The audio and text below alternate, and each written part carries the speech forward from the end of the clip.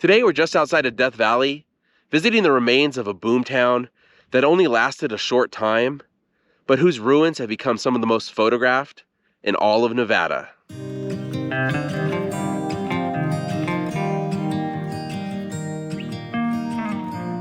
Hey everyone, welcome to Sidetrack Adventures. This is Steve. Right now I'm in Nevada, right outside of Death Valley, and we're visiting the historic Rhyolite town site. Now, Rhyolite was a boomtown that didn't last very long. And I mean, just for an example, the building behind me was the schoolhouse. It was built in 1909 and shut down in 1911. But while the town was around, there was a lot of investment in the town, and they really built it up. And that means there's still a lot here for us to see. So let's take a look around the historic town of Rhyolite and kind of explore the town and check out its history. I always found Rhyolite to be an interesting place because of how fast it grew and then how fast it fell. At its height, it was claimed that there were somewhere between 5,000 and 8,000 people living here, making it the fourth largest town in the state. That was about 10% of Nevada's total population. Within a decade, the population of the town fell to 14. In 1904, two men, Shorty Harris and E.L. Cross, discovered gold in the area. That started a gold rush and several mining camps sprung up, including Bullfrog, Jumpertown, and Armagosa. The town site of Rhyolite was laid out in early 1905. There were about 2,000 mining claims in the area, but the biggest producer was the Montgomery-Shoshone mine, which just so happened to be at Rhyolite. That led most people to flock to the town, and by 1907, Rhyolite had electricity, its own stock exchange, a hospital, and even an ice cream parlor. Eventually the town would be served by not one, but 3 railroads, which was nearly unheard of at the time. Most of the remaining ruins in town, including the school here, are located on what was once Golden Street, which was Rhyolite's main street. This was the town's second school building, and it was built in 1909 at a cost of $20,000. By the time it was constructed, most of the students had left town though, and as I mentioned earlier, the school closed in 1911. To build it, they had to finance it, and because of the collapse of the town, the debt wasn't fully paid until 1970. Let's take a walk down the street, take a look at more of what's left, and talk about the town's quick fall. To kind of give a brief rundown of the town's fall, in 1906, Charles M. Schwab, the steel magnate, bought the Montgomery-Shoshone mine for a rumored $2 to $6 million. Schwab invested heavily in the town, but ore production quickly fell, the San Francisco earthquake of 1906 disrupted the markets, and there was a financial panic in 1907 that made it harder to raise capital. As quickly as Rhyolite rose, the fall was coming. Stockholders in Schwab's mine had an inspection done, and it was determined the mine was overvalued. The stocks plummeted and the mine closed in 1911, but the town was already in major decline by then. The 1910 census lists only 675 people living here. All 3 banks closed in town by 1910. The last train left the station in 1914, and the town's electricity was shut off in 1916. I don't have the exact date, but I'm sure the ice cream parlor was shut down by then as well. The 1920 census had the town with a population of 14, and when the Los Angeles Times came out here in 1922, only a lone 92-year-old man was living here. He died in 1924. This bottle house here is probably the best preserved building in town. The bottle house was constructed by a 76-year-old Australian immigrant named Tom Kelly, who raffled it off for $5 a ticket. He began construction in 1905, and it was finished in 1906. Bottle houses were fairly common in the Old West because of the scarcity of building materials, and thanks to hard-drinking miners, the abundance of beer bottles. It's said that between 30,000 and 50,000 bottles were used in the construction of this house. The raffle was won by the Bennett family, who lived here until 1914, before taking off like everyone else in town. After the town was abandoned, the film industry started showing up, and Paramount used the bottle house in a few silent films in the 1920s. Over the years, the building has been used as a museum, and major restoration has been done on it to keep it in good condition.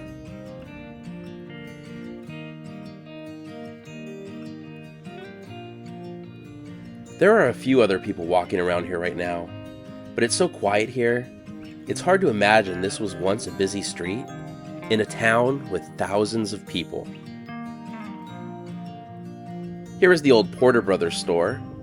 The brothers were known for opening stores in mining towns and had 3 stores in California when this opened in 1906. This was pretty much the go-to place for Christmas shopping in town, and when it was open, it was the largest employer of people in Rhyolite, outside of the mines. The store didn't last too long, though I guess it did last longer than most businesses, closing in 1910. But one of the Porter brothers did stay around until 1919, working as the town's postmaster.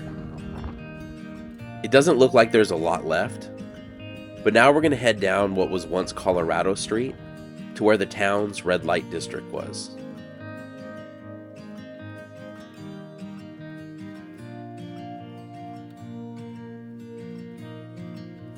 This is where the Adobe Dance Hall was located, which was the town's first brothel. In April 1905, Mabel Vaughn became the first woman to buy property in Rhyolite, and she opened up the second brothel, and the red light district was born. There was a fire through here in August 1908, and a few of the brothels were destroyed. The town's decline had already begun by then, and Mabel Vaughn never bothered to reopen her establishment, and she left for San Francisco. If these walls could talk. Actually, if these walls could talk, this video would probably get kicked off YouTube, so it's probably best they can't.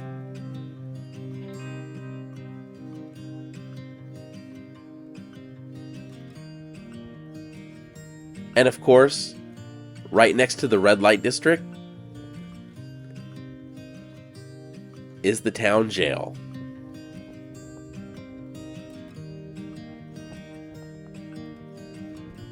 And here's a closer look at the jail. This was built in 1907, and it looks like the door to the cells is still in place.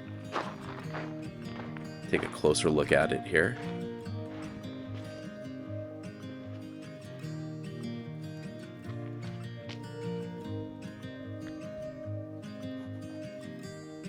Let's take a look around the side of the jail, and you can see how thick the walls are right here. I only know the name of one inmate who was ever in this jail. I mean, I'm sure there were hundreds over the years, but I only know the name of one, and we'll get to him in just a minute. But here's a look inside. If you were inside this jail looking out, you'd have a great view of our next stop. This is the grave of Mona Bell, and as you can see, people have left all sorts of things here. The legend of Mona Bell is that she was a young prostitute who was killed by her pimp, but because of her profession, the women of the town refused to let her be buried in the town cemetery. She was so loved by the miners, though, they dug this grave for her near the red light district, so they could always remember her and keep her close by. Of course, like most Old West legends, most of that isn't true. Mona Bell, whose real name was Sarah Isabel Peterman, was married to a man named C.C. Heskett and lived in Colorado. She ran off with another man, Fred Skinner, and ended up in Nevada, where she began working as a prostitute. In November 1907, Mona and Fred were arrested for robbing one of her clients. They were acquitted, but Fred punched the judge and ended up in jail anyway. Mona moved to Rhyolite and began working at the Adobe Dance Hall. On January 3, 1908, Fred shot Mona 3 times, killing her. Fred Skinner was briefly at the nearby jail and was eventually sentenced to life in prison, though he ended up being released in 1931. Mona wasn't buried here, but instead in a family plot in Washington. This false grave and the legend came about sometime in the 1950s. But as you can see by all the stuff here, the legend lives on. It looks like there's a small mine shaft about halfway up the hill we can go take a look at. Now, I'm not sure what this foundation in front of us was for. I know the National Bank mine was around here, but I don't know if this mine shaft was part of that or if this was put in as Rhyolite became more of a tourist attraction, kind of a false mine. So we've made it up to the mine shaft, and taking a closer look at it, I still can't really tell if it's a real mine or if it was a fake mine made for tourists. Since it's fenced off, we can't really get a closer look to tell for sure. From up here at the mine shaft, you do get a pretty good view of the town site though.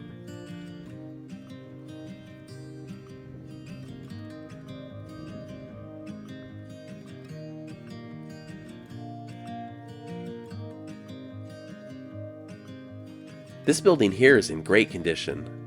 According to the sign, it's called the Miner's Cabin, though it goes on to say that it's just called that. They don't really know what it was for. We're pretty close to the red light district here, so maybe some miners did use it, but they were using it by the hour or whatever. Who knows?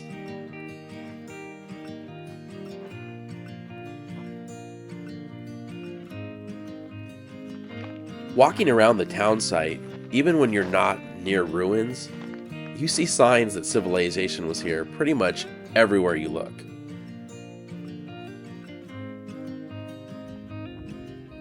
Okay, we've made it back to Golden Street, and up ahead is what are probably the best known ruins in Nevada.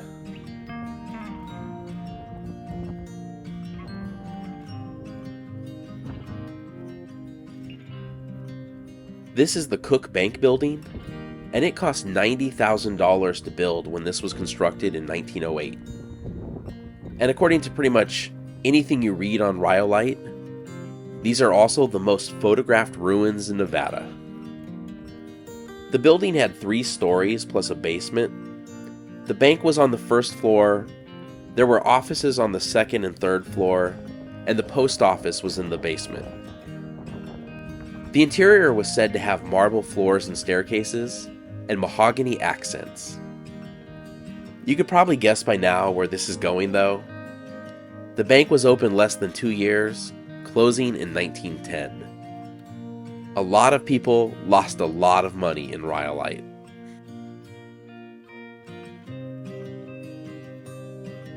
Most of what's left here is on the main street and can be easily seen by car, but if you get out and walk around on some of the old roads, there are a few other ruins here and there. A lot of the buildings in town were torn down and had their materials reused to construct new buildings in nearby towns, so there isn't a lot left though. It's not an Old West ghost town without countless old metal cans.